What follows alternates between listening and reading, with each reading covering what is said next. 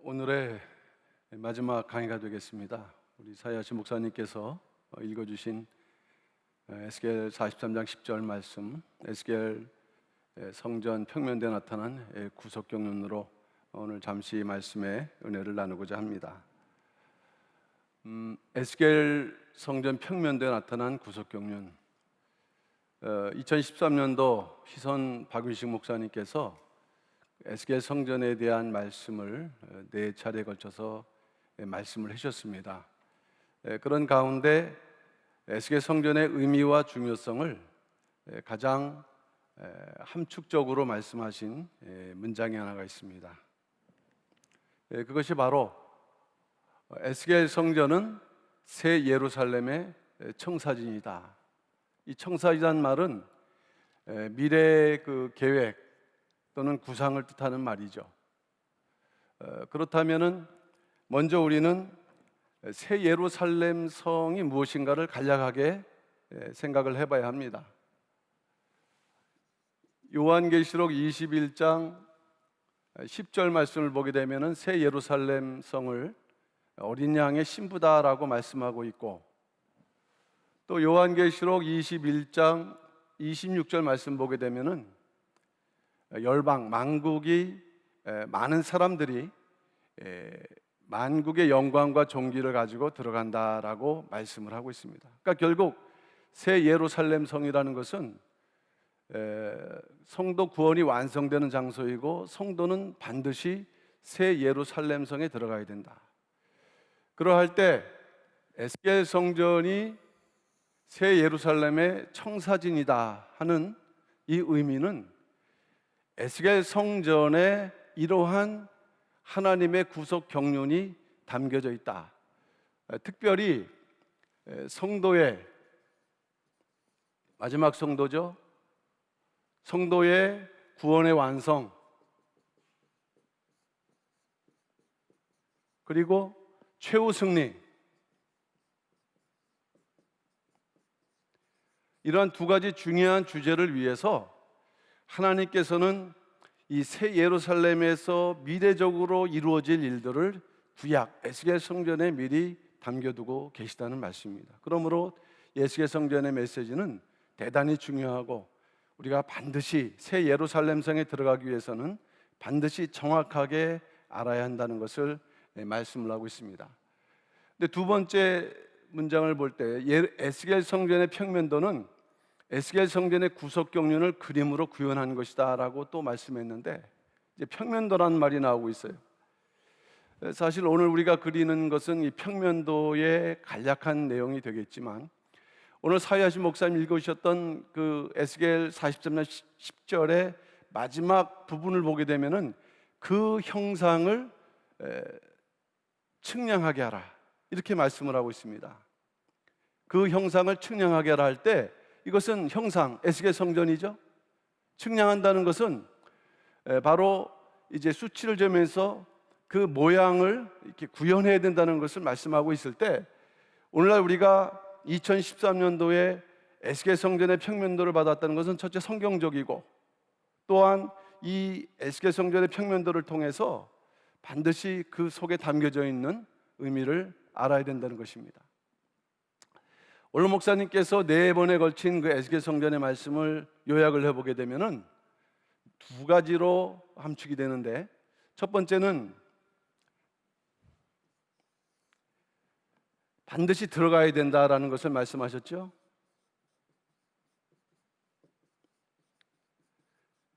반드시 들어가야 된다.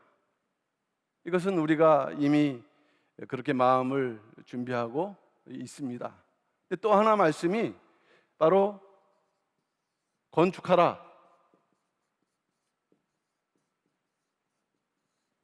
자, 어떤 건물을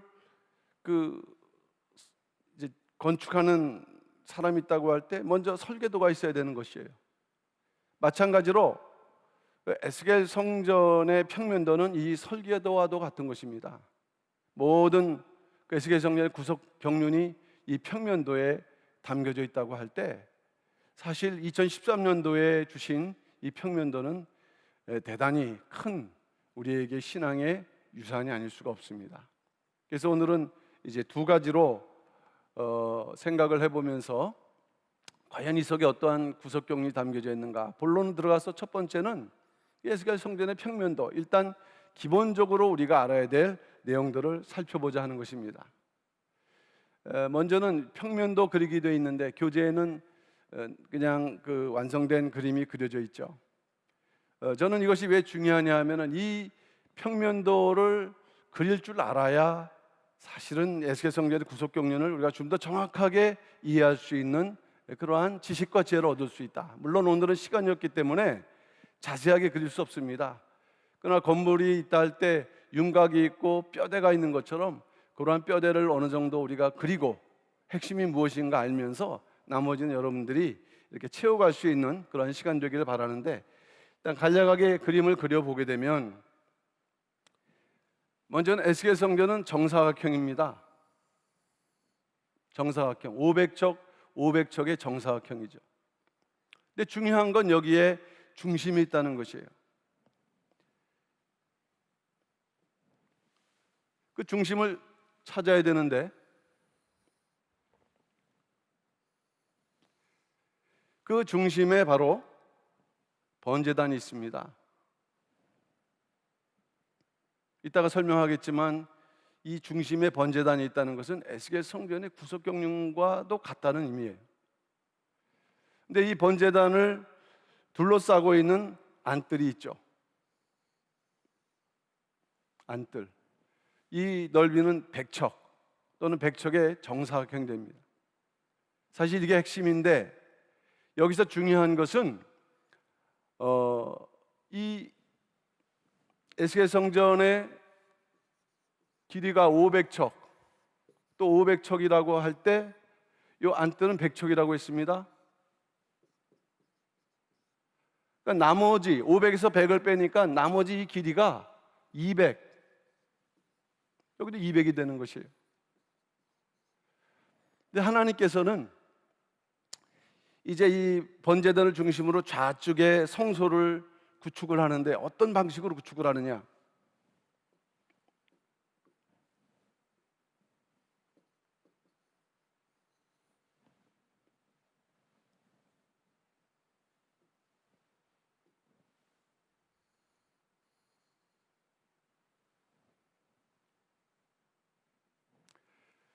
자, 그 좌측으로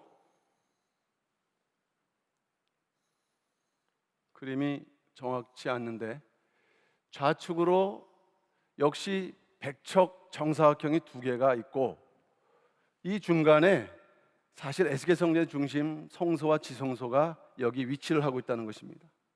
일단 우리가 간략하게 그려보게 되면 하나 알아야 되는 것은 이 마지막 정사각형 쪽에 이 성전을 둘러싸고 뜰이 있기 때문에 20척의 성전의 뜰이 이렇게 그 자리를 잡고 있기 때문에 사실 성전의 그 지대의 모양은 이제 직사각형의 형태를 지니지만 실제로 성전은 여전히 100척의 규모를 가지고 있다는 것입니다. 그 다음에 또 하나 우리가 그려야 될 것은 안뜰을 중심으로 해서 6개의 문간이 있는데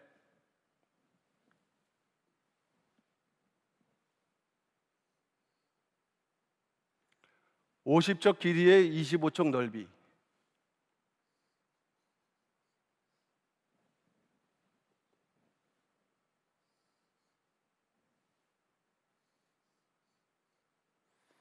자, 그래서 이 안뜰 바깥쪽 면을 선으로 우리가 그리게 되면은 이 성전 지역이 이렇게 나타나게 됩니다.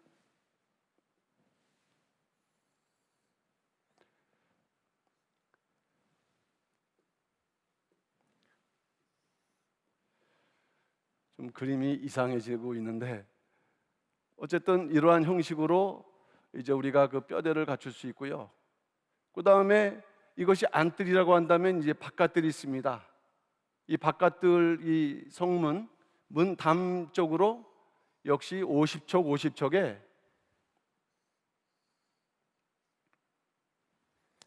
바깥들 동양한 문간, 바깥들 남양한 문간, 바깥들 북향한 문간. 역시 이 선을 잇게 되면은 다시 이 바깥들 문간의 지역이 이렇게 또 구분이 되게 되어 있습니다.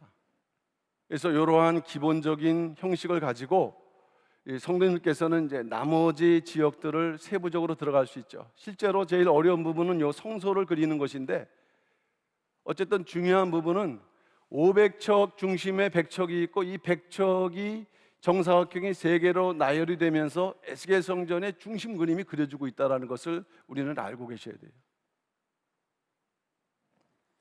자, 그래서 그려진 것이 바로 이 교재에도 있습니다만 이러한 그림의 모습이 나타나게 되어 있는 것입니다. 그러면 이제 두 번째로 들어갔을 때 이 에스겔 성전의 평면도를 우리가 살펴보게 되면 이제 중요한 특징을 저는 3가지를 말씀드리려고 하는데, 그 중에 첫 번째가 기본적 구조와 중요 장소가 정사각형, 네모 반듯하다는 것입니다. 이것이 첫 번째 에스겔 성전을 넘어서 새 예루살렘 성의 그러한 신앙적인 속성을 우리에게 보여준다. 정사각형. 그렇다면은 아까 우리가 그렸던 평면도의 어떤 부분이 정사각형인가? 일단 A라고 되어 있는데 성소에 직접 연관된 정사각형. 에스겔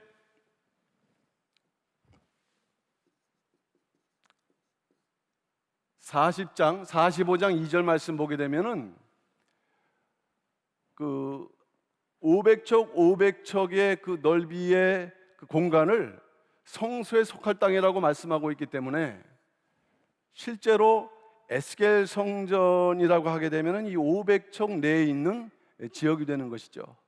그래서 우리는 먼저 500척 내에서 중요한 정사각형이 어떤 것이 있는가? 그것이 바로 1번 성소에 속할 땅, 그 다음에 2번 안뜰의 정사각형 100척이라고 그랬죠. 그 다음에 세 번째 번제단 16, 14, 12, 3층으로 된 그러한 모양새의 번제단이 정사각형으로 되어 있고, 네 번째가 지성소인데 20척의 정사각형 되어 있고, 그 다음에 성소에 있는 나무 제단 2척 정사각형이 바로 그것이라 할 수 있겠습니다. 이것을 이 그림에서 우리가 다시 한번 확인해 보게 되면, 첫 번째 정사각형은 바로 이 성소에 속한 그 공간을 말씀하고 있고, 두 번째가 바로 이 안뜰 정사각형, 그리고 세 번째 정사각형이 이 번제단, 가운데 있는 번제단인데, 이 번제단에서는 네모 반듯이라는 표현을 2번씩이나 강조를 하고 있어요. 핵심적이죠. 그리고 네 번째 중요한 정사각형은 바로 이 지성소, 그리고 마지막 5번째 중요한 정사각형은 이 성소에 있는 나무제단. 이 5가지가 하여튼 에스겔 성전의 중요한 그러한 구조, 정사각형의 구조로서 자리를 잡고 있다는 것입니다. 그 다음에 이제 두 번째, 성소에 속한 땅을 넘어서 그 바깥의 정사각형 중요한 부분들이 있는데, 그 첫 번째가 외곽 사면의 담이라 했습니다. 외곽 사면의 담.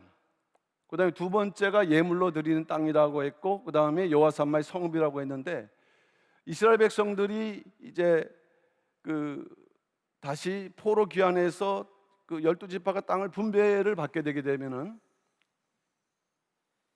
대체로 이러한 형식의 땅에 위에 7지파, 아래 5지파로 땅 분배를 받게 되는데, 그 중앙에 바로 예물로 드리는 땅 2번이죠. 근데 이 예물로 드리는 땅을 조금 확대를 해보게 되면은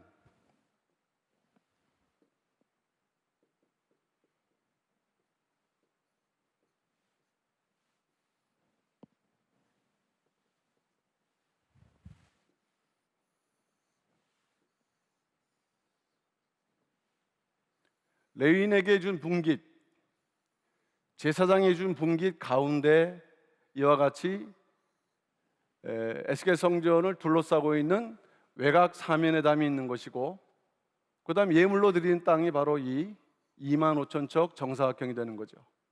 그 다음에 세 번째가 요 밑에 4,500척, 4,500척 정사각형 여호와 산마 성읍이 있다는 것이에요.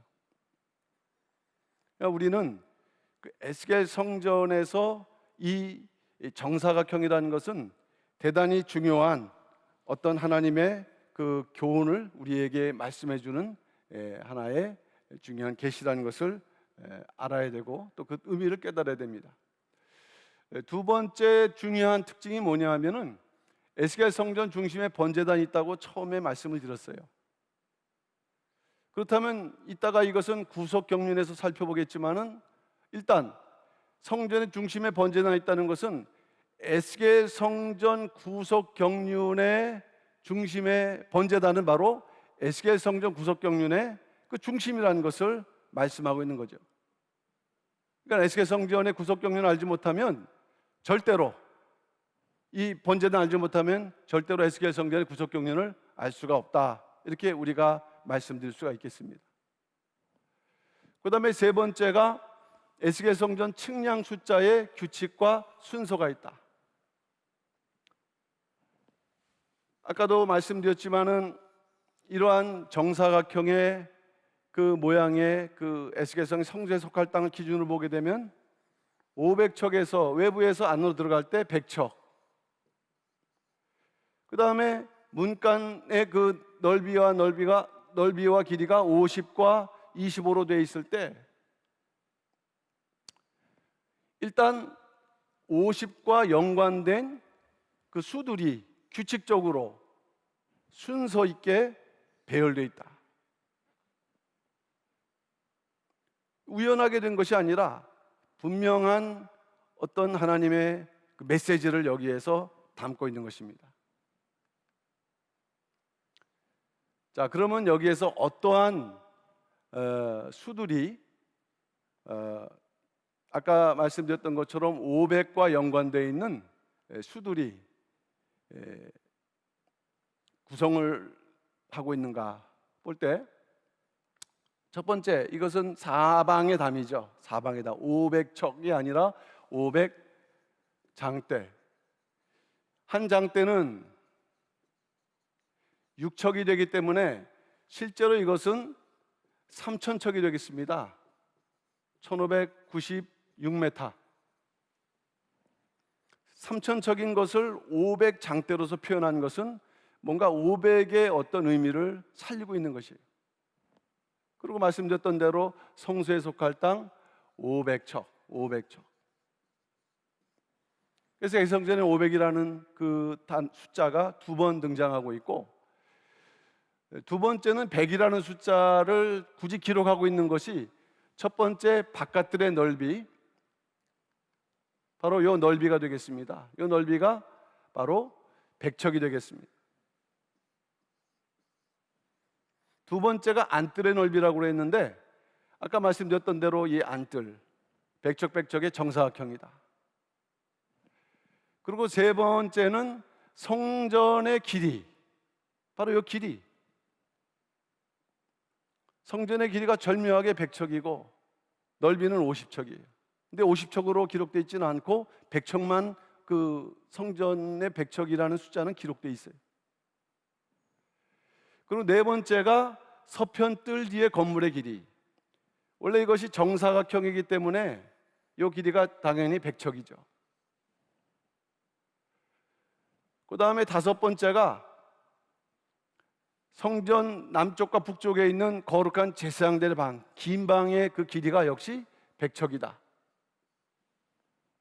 그래서 에스겔 성전의 계시의 100이라는 숫자는 5번 등장을 하고 있어요. 다른 부분에도 표현할 수 있겠지만은 분명한 것은 이 장소들이 중요하고 또 뭔가 우리에게 전달하고자 하는 메시지가 있기 때문이죠. 그러면 세 번째로 50이라는 숫자는 어떻게 구성이 되어 있는가? 첫 번째 보게 되면은 바깥들 세 개의 문간의 길이라고 그랬는데 바로 이 길이가 되겠습니다. 여기 하나가 빠졌는데 이 길이가 50이다. 우리가 분명히 알아야 될 것은 문간은 거의 똑같거든요. 규모가, 그 규격이. 그럼에도 불구하고 이 문간을 설명하면서 길이가 50이라는 것을 세 번씩이나 동일하게 반복을 하고 있어요. 그것은 그만큼 문간이 중요하다는 것이고 뭔가 50이라는 숫자를 여기서 세 번 반복해야 될 이유가 있는 것이에요. 그런데 두 번째, 안뜰 세 개의 문간의 길이. 여기까지 에스겔 40장에 48장까지 50이 6개가 기록되어 있어요. 그 다음에 세 번째, 거룩한 제사장들의 거룩한 방들의 자리 넓이라 했거든요. 바로 요 길이를 말씀하고 있습니다. 요 성전 그 뜰 바깥 지역이 바로 50척 넓이에 그 거룩한 방들의 그 거룩한 지상들의 방에 두 개가 있는 그 길이가 굳이 50이다라고 말씀하고 있고, 네 번째, 바깥들로 향한 거룩한 방의 길이,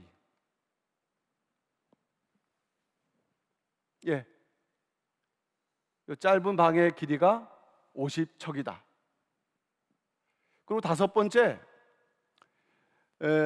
요 건물에서 마주되어 있는 요 담의 길이가 50척이다. 어떻게 보면 굳이 이런 것을 구체적으로 설명해야 될 필요가 있는가 생각을 할 수가 있지만 그게 아니라는 것입니다. 이 속 하나하나에 다 의미가 있으면서도 뭔가 이 50이라는 숫자의 의미를 우리에게 설명해 주고 있는 것입니다. 그리고 마지막 여섯 번째가 바로 성전 담 바깥으로 성전을 둘러싸고 있는 사면의 뜰이 있는데 그 넓이가 바로 50척이다. 그렇게 해서 이것을 다 일일이 따져보게 되면은 총 10개가 에스겔 성전 그 계시에 50이라는 숫자가 10개가 등장하고 있고요. 마지막으로 25수입니다. 25라는 숫자는 에스겔 성전 계시에서 7번이 기록되어 있는데 첫 번째, 바깥들 세개 문간의 넓이. 요 넓이 바깥으로 볼 때 그 문간의 넓이가 25척이다. 그것을 세 개를 다 기록을 하고 있고요. 그 다음에 두 번째는 안뜰의 넓이도 25척인데 그걸 다 세 개를 다 기록을 하고 있습니다. 그리고 하나 더, 그것이 뭐냐 하면은 여기 보게 되면은 주랑 현관의 기둥의 높이라고 그랬거든요. 이 주랑 현관이라는 것은 우리가 에스겔 성전을 앞에서 본다고 할 때 이렇게 문간이 높지 않습니까? 60척 되는. 그 옆으로 지붕만 있고 기둥으로 세워져 있는 고대 양식 중에 하나죠. 이 기둥의 높이가 얼마냐? 이 기둥의 높이가 25척이다. 그래서 25에 대한 그 숫자가 총 7개. 자, 여기서 우리는 500이라는 숫자를 발견할 수 있고요. 두 번째, 100이라는 숫자, 또 50이라는 숫자, 25라는 숫자를 발견하였고, 또 하나 주목해야 될 부분들은 바로 이 숫자들의 개수입니다. 5개, 10개, 7개, 뭔가 우리에게 좀 더 발전적인 구속 경륜을 깨닫게 해주는 그러한 하나의 표식이고 하나의 어떤 도구가 되는 것입니다. 그러니까 이러한 어떤 모양 또는 숫자, 이런 여러 가지 내용을 통해서 우리가 하나씩 갈 때 에스겔 성전의 그 의미, 구속 경륜이 우리에게 더 밝혀지고 우리가 또 거기에 들어가기 합당한 자격 조건을 갖추는데 필요한 의미가 된다는 말씀이 되겠습니다. 그러면 이제 두 번째로, 마지막으로 지금까지 설명드렸던 세 가지의 중요한 특징이 있다고 그랬죠. 첫 번째가 정사각형, 네모 반듯하다라는 그런 첫 번째 의미, 두 번째는 그 중심에 번제단이 있었다는 의미, 그 다음에 세 번째가 이 숫자의 원칙과 순서가 있었다는 의미인데, 과연 이것들이 갖고 있는 구속 경륜은 무엇인가 하는 것입니다. 첫 번째로 볼 때 이것은 네모 반듯, 정사각형과 연관되어 있습니다. 에스겔 성전은 바로 새 예루살렘 성이 하나님의 공의가 실현된다, 그런 장소이다라는 것을 상징을 하고 있어요.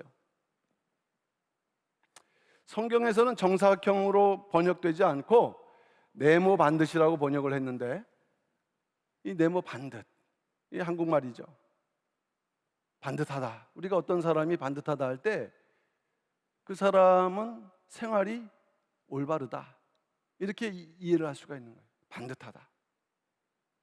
근데 정사각형이라는 것은 완벽하게 반듯해야 된다. 그러면 이 네모 반듯이라는 의미는 뭘 의미할까요? 그것은 한쪽으로 치우치지 않는 공평함. 얼마 전에 우리가 텔레비를 보게 되면 광고가 나오죠. 흔들리지 않는 편안함. 이 침대 광고예요. 마찬가지로 한쪽으로 치우치지 않는 공평함. 이게 하나님 나라이면서 우리가 그렇게 살아야 될 것을 전해주고 있어요. 예를 들어서 정사각형이 아니라 직사각형을 할 때는 정사각형보다는 한쪽으로 치우쳐 있는 부분이 있다는 것이에요. 힘이 쏠려 있거나 어떤 이익관계 때문에 거기에 힘이 들어가 있거나. 그러나 하나님 나라는 그렇지 않고 의와 공평, 통치되는 하나님 나라다. 특별히 시편 89편 14절에서 14절과 97편 2절 말씀을 보게 되면은 어떤 말씀이 있냐면은 의와 공평 혹은 의와 공도가 하나님 보호자의 기초라고 말씀했어요. 하나님 보호자의 기초.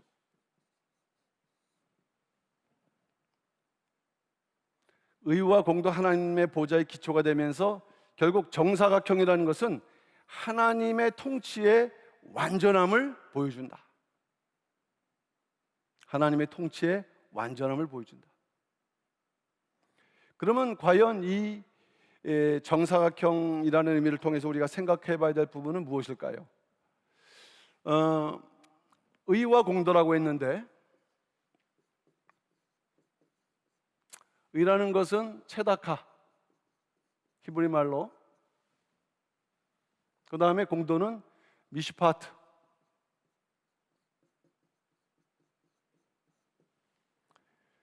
근데 이것이 왜 중요한가? 우리가 여호와의 보좌는 영원부터 존재하고 계시죠. 보좌를 이렇게 그려봤었을 때 창세 전부터 하나님의 보좌는 존재하고 계시다. 그러면 이 보좌의 그 하나님의 속성이 이 구속사에 처음으로 나타나는 것은 어떤 때인가? 그것은 바로 창세기 18장 19절, 하나님께서 아브라함을 선택하신 목적, 의와 공도를 그 자손에게 행하게 하시려. 아브라함의 진정한 자손이 되기 위해서는 이 의와 공도가 그 삶 속에 결실로 열매를 맺어야 된다, 그것을 말씀을 하고 있습니다. 그러면서 이사야서 9장 7절 말씀 보게 되면은 이 이사야서 9장 6절 7절은 초림과 재림의 모든 메시아의 사역을 우리에게 보여주고 있는데, 그 가운데에서 이 메시아는 공평과 정의, 다시 말하면 미시파트와 체데크로 이 하나님 나라를 이 땅에서 보존하고 영원한 하나님 나라로 이끌기 위해서, 그것을 위해서 하나님 열심으로 수고한다고 말씀을 하고 있어요. 그래서 우리가 결국 하나님 나라에 가게 되면은 다시 또 하나님의 보좌를 만나게 되죠. 여전히 하나님의 보좌의 기초는 의와 공도가 된다는 것입니다.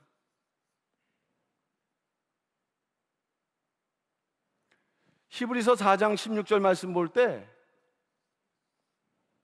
은혜의 보좌 앞으로 힘차게 우리가 나갈 것을 격려하고 있는데, 결국에는 이 하나님의 그 구속 역사의 중심에는 뭐가 존재하고 있느냐? 바로 이렇게 의롭고 공의로워야만 하나님 나라 갈 수 있다라는 그것을 모양으로 보여줄 때, 그것이 바로 이 정사각형, 이 정사각형의 신앙의 성품을 갖지 않고서는 전혀 그 하나님 나라가 관계가 없다라는 것을 말씀을 해주고 있습니다. 그러면 이 의라는 것을 우리 신앙 성품 속에서 적용해 볼 때 어떻게 얘기를 할 수 있느냐? 이것 정직이라는 속성으로 말씀드릴 수 있고, 이 공도는 바로 하나님의 긍휼이라고 말씀할 수 있겠어요. 바르고 곧은 거. 요한계시록 14장 5절 말씀 보게 되면 정직은 거짓말이 없는 거죠. 이것은 단순하게 천성적인 성품이 아니라 신앙의 결실의 열매가 된다는 거예요. 그래서 정직한 자는 작은 이익에 흔들리지 않고 내가 혹 불리하다 할지라도 옳은 의를 따라갈 수 있다. 그러니까 오늘날 우리가 지금 신앙생활 하면서 과연 어떠한 모양의 신앙생활을 하고 있는지를 보셔야 돼요. 결국에는 의와 공도지만 그것을 그림으로 그릴 때는 이와 같이 정사각형 네모 반듯. 그래서 에스겔 성전은 정확하게 이 그림의 모습으로 성전에 나아갈 수 있는 자격자를 우리에게 말씀을 해주고 있습니다. 두 번째는 이제 번제단인데, 번제단은 구속사의 중심에 십자가가 있다. 이 번제단이 에스겔 성전의 중심에 있다는 것은 사실 우리에게 어려운 하나의 숙제일 수도 있습니다. 그러나 일단 기본적으로 생각해 보면 에스겔 성전의 구속 경로는 번제단이다. 또 중심이라는 것은 에스겔 성전의 축소판이라는 것이에요. 그러니까 결국 축소판이라는 얘기는 번제단 이꼬로 에스겔 성전과도 같다고 할 수 있는 것이죠. 그러니까 에스겔 성전에 들어가는 자는 반드시 이 번제단을 통과하지 않으면 안 된다. 통과하는 그 속죄의 은혜가 있는 자가 되어야 된다. 번제단이라는 것은 희생 제물을 드림으로 하나님의 임재, 용서를 체험하는 장소일 때, 이 땅에 살아가면서 그러한 그 속죄의 그러한 은혜, 하나님 임재, 용서의 그러한 확신이 과연 있는가? 또 번제단은 자기 몸을 제물로 바치신 예수 그리스도의 속죄 사역을 상징한다 그랬어요. 속죄 사역, 십자가죠.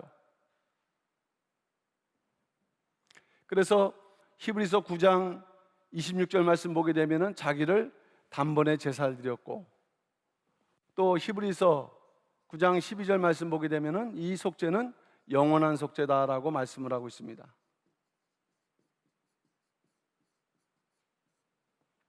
자, 근데 한 가지 우리가 알아야 될 부분은 그 밑에 구절에 있습니다만은 히브리서 10장 19절. 그러므로 형제들아 우리가 예수의 피를 힘입어 성소에 들어갈 담력을 얻었나니라고 말씀을 하고 있어요. 바로 예수의 피를 힘입었다는 것은 번제단의 은혜를 입은 것인데, 그러나 거기에 머물러 있는 게 아니라 다시 힘을 얻어서 성소, 지성소로까지 나가야 된다. 지난번에도 말씀드렸지만 구속사 시리즈를 보게 되면 이 지성소는 어떤 의미가 있느냐? 구속사에서 바로 재림의 완성되는 장소라 그랬어요. 그러면 에스겔 성전의 구조를 볼 때 중심되는 번제단에서 반드시 그 중심되는 통로를 통과하지만 더 나아가 에스겔 성전까지 15계단을, 그 번제단까지는 15계단을 올라와야 돼요. 거기서 끝나면 안 되고 조금 더 나가게 되면은 성소와 지성소가 있는 진정한 건물이 있죠. 성전. 건물로 올라가기 위해서 또 다시 10계단을 올라가야 될 때, 그렇게 되기 위해서는 우리가 이미 하나님으로부터 담력을 얻었는데, 이 담력이라는 것은 특권을 말씀하고 있습니다. 특권. 헬라어로 파르레시안, 특권. 하나님께서 이와 같이 구원받은 백성들에게 특권을 허락하셨다. 올라갈 수 있다. 아니, 백성들은 안뜰도 못 들어오는데 어떻게 성소로 올라가고 지성소로 올라갈 수 있습니까? 우리가 이렇게 질문할 수 있지만, 멜기세덱의 반차를 쫓아서 우리가 그 반차의 길을 걸어갈 때 우리는 반드시 지성소까지 나아갈 수 있는 신앙의 길이 열려 있다는 것을 깨달으시고, 이러한 사실을 볼 때, 종합해 볼 때 이 에스겔 성전은 초림과 또한 재림의 관점에서 이 에스겔 성전을 이해하고 바라봐야 한다는 것입니다. 이제 마지막 세 번째가 중요한 숫자의 문제인데, 아까도 말씀드렸던 것처럼 에스겔 성전은 500에서 시작해서 150, 25라는 어떤 그러한 원칙과 순서가 있다고 말씀을 드렸습니다. 그럼 과연 이것이 어떤 의미를 갖고 있을까? 자, 50은 희년을 나타내는 수다. 오늘 목사님께서 2014년도 1월 15일과 22일 날 희년의 성취자 예수 그리스도라는 말씀에서 하신 말씀이에요. 이해하기 어려운 부분이지만 분명한 것은 에스겔 성전으로 희년은 완성되고 건축된다라고 말씀했어요. 그래서 왜 에스겔 성전의 50이라는 숫자가, 이것이 왜 그 50이라는 숫자를 중심으로 해서 이루어지고 있는가? 그것은 바로 이 에스겔 성전이 희년이 성취되는 장소이기 때문이라는 것이죠.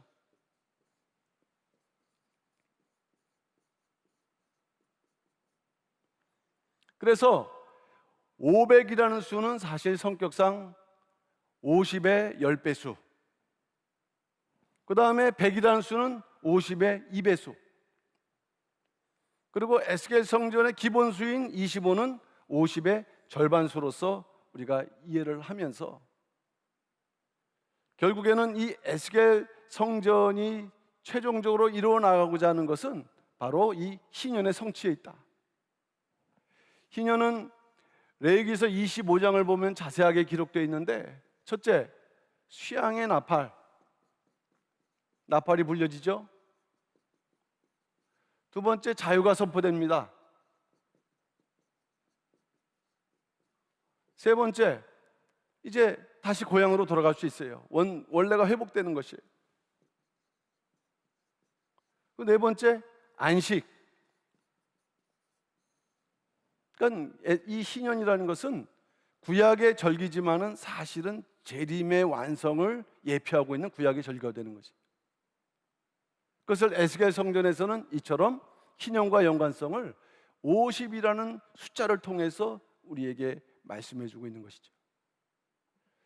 자, 그러면서 또 하나 중요한 수가 바로 25수가 되는데, 이거는 기본수라고 했습니다. 기본수. 그래서 에스겔 성전, 에스겔서라든가 에스겔 성전의 계시가 기록된 40장, 48장을 보게 되면은 또 역시 이 25라는 숫자가 의도적으로, 구체적으로 다양하게 사용되고 있는데, 그 중에 대표적인 25수가 뭐냐 하면 성전에 올라갈까지의 전체 층계의 숫자로 나타난다. 자, 바깥들 문간의 7계단 간단하게 그려보게 되면은 안뜰이 있고요. 그러면서 문간이 있습니다. 그 다음에 이 가운데 에스겔 성전에 그 성소 지성소가 있죠. 그러면 첫 번째 7계단은 바로 요 계단을 말씀하고는 것이고요. 두 번째는 이 안뜰로 들어가는 문간의 요 계단, 요건 8개입니다. 그리고 마지막 10계단은 이제 그 번제단을 지나서 성소 올라가는 계단이 10개가 되는 것이에요. 계단을 올라간다는 것은 목표가 있고 올라가지 않으면 안 되는 의미가 있는 것인데 7, 8, 10 성경 전체에 공통적으로 나타나는 의미를 찾아서 우리가 이것들을 종합해 볼 때 과연 이 25수라는 의미가 우리에게 뭘 전달하고 있는가? 7은 하나님의 구속 경륜의 완전함, 완전수를 설명하는 거죠. 8은 재창조의 수라 그랬습니다.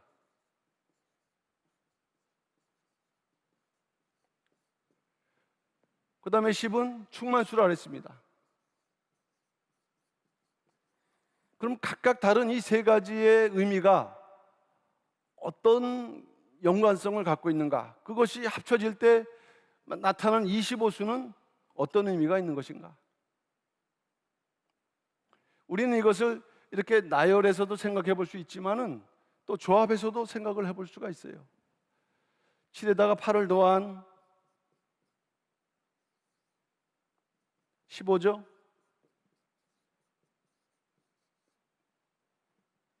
그 다음에는 7에다가 10을 더하고 거기다 8을 더한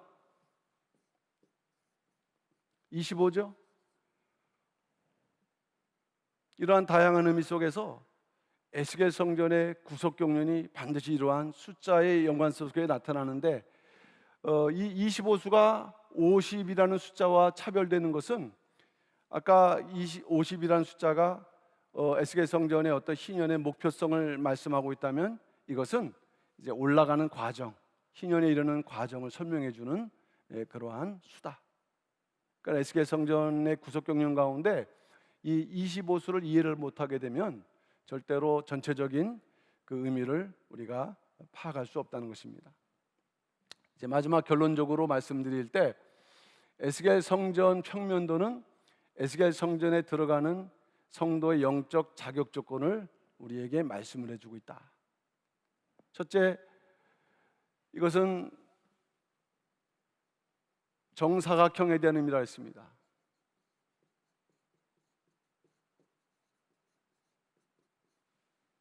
정사각형. 그럼 우리는 하나님의 공의를, 아까 이 정사각형의 의미는 의와 공도라고 했는데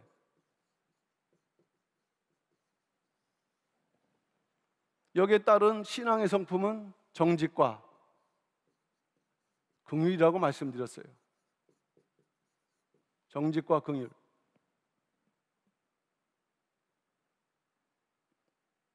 그러니까 신앙의 생활 속에서 우리 생활이 바라야 된다. 생각이나 행동이나 모든 마음이나 이런 모든 것들이 시간 지날수록 우리는 이와 같이 정사각형을 이루어가야 된다. 두 번째로 예수 그리스도의 속죄 은총을 입고 성소로 담대히 나가는, 그것은 신앙의 성품, 1번은 신앙의 성품을 말씀하고 있다면 이것은 행동을 의미를 하고 있죠. 구속받은 하나님의 성도가 어떠한 모습으로 행동을 해야 되는가? 그것은 헌신과 충성입니다.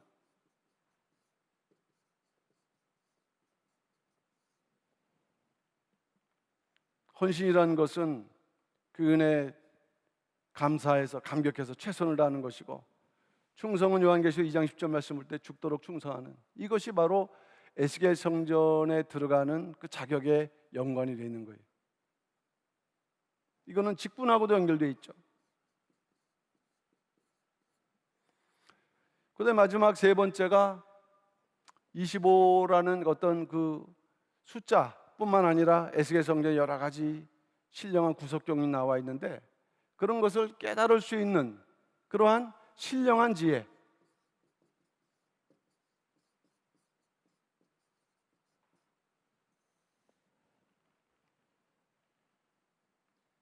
물론 에스겔 성전에 입각한 여러 가지 신앙의 조건들이 있습니다. 아까도 우리 김삼일 목사님을 통해서 이기는 자라고 말씀을 했는데, 이긴다는 것이 뭘 이기는 것이냐? 의와 공도라는 그러한 과정에서, 또 두 번째는 직분, 헌신과 충성이라는 과정에서, 그다음에 세 번째는 또 뭐가 필요하냐? 하나님의 마지막 구속 경륜을 헤아릴 수 있는 지혜가 필요하다는 거예요. 근데 어떤 사람은 이 지혜는 있는데 움직이지 않아요. 또 어떤 사람은 성품은 정직하고 또한 긍휼이 있는데 이런 지혜를 깨닫지 못해요. 또 어떤 사람은 이 두 가지를 갖고 있지만은 충성하지 않고 그저 자기 중심적으로 신앙생활을 한다. 다 이 모든 것들이 온전하지 않다는 것입니다. 우리가 학교라는 과정 볼 때 초동이 있고 중동이 있고 고동이 있고 대학교라는 과정을 쭉 가다 보면 이제 거의 마지막 새 예루살렘이라는 그런 목표를 향해서 달려가고 있는 때를 맞이하고 있습니다.